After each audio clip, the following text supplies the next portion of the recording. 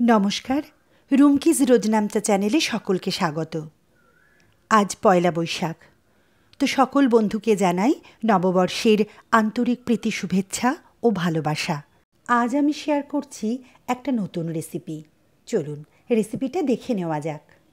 আমার লাগবে সিমুই। আমি একটা বাটিতে 40 গ্রাম মতো সিমুই নিয়ে নিচ্ছি।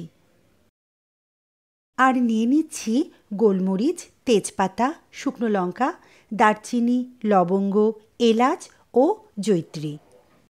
কিশমিশ ও কাজু বাদাম জলে ভিজিয়ে রাখলাম। সবজির মধ্যে নিয়েছি গাজর, বিনস ও বেবিকর্ন। এবার একটা প্যান গরম করে তাতে দিয়ে দিচ্ছি 2 চামচ ঘি। এবার এতে ফোড়ন দিচ্ছি গোটা মশলাগুলি। ভালো করে নাড়াচাড়া করে নিচ্ছি ততক্ষণ পর্যন্ত যতক্ষণ না একটা সুন্দর গন্ধ এই মশলা থেকে বের হচ্ছে। অ্যাড করছি কেটে রাখা সবজি। এরপর লবণ দিয়ে একটু ভালো করে নাড়াচাড়া করে নিচ্ছি। এরপর ঢাকা দিয়ে লো ফ্লেমে কুক করব যতক্ষণ না পর্যন্ত সবজিগুলি নরম হচ্ছে। ঢাকনা সরিয়ে দিয়ে দিচ্ছি কাজু বাদাম এবং কিশমিশ। কাজু বাদাম ও কিশমিশ সবজির সঙ্গে একটু ভেজে নিচ্ছি। এবার দিয়ে দিচ্ছি সিমুই। এখানে আমি কাঁচা সিমুই ব্যবহার করছি। আপনারা চাইলে ঘিয়ে ভাজা সিমুইও কিন্তু ব্যবহার করতে পারেন। দিয়ে দিলাম একটু আদা বাটা।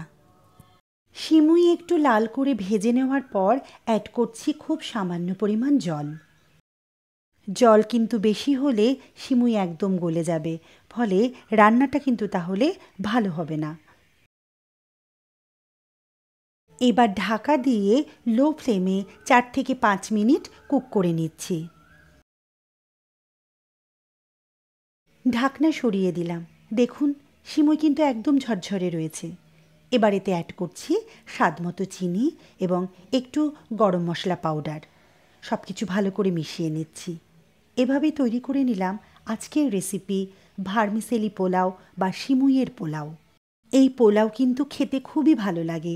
নিরামিষ দিনে ব্রেকফাস্ট বা ডিনারে খুব সহজে আপনারা এটা বানিয়ে নিতে পারেন। তাছাড়া বাচ্চাদের টিফিনে যদি এটা দেওয়া যায়, বাচ্চারাও কিন্তু খুব পছন্দ করবে। তো আমার আজকের এই ভিডিওটি যদি ভালো লেগে থাকে তাহলে চ্যানেলটি সাবস্ক্রাইব করে লাইক, শেয়ার ও কমেন্ট করে পাশে থাকার অনুরোধ রইল। নমস্কার।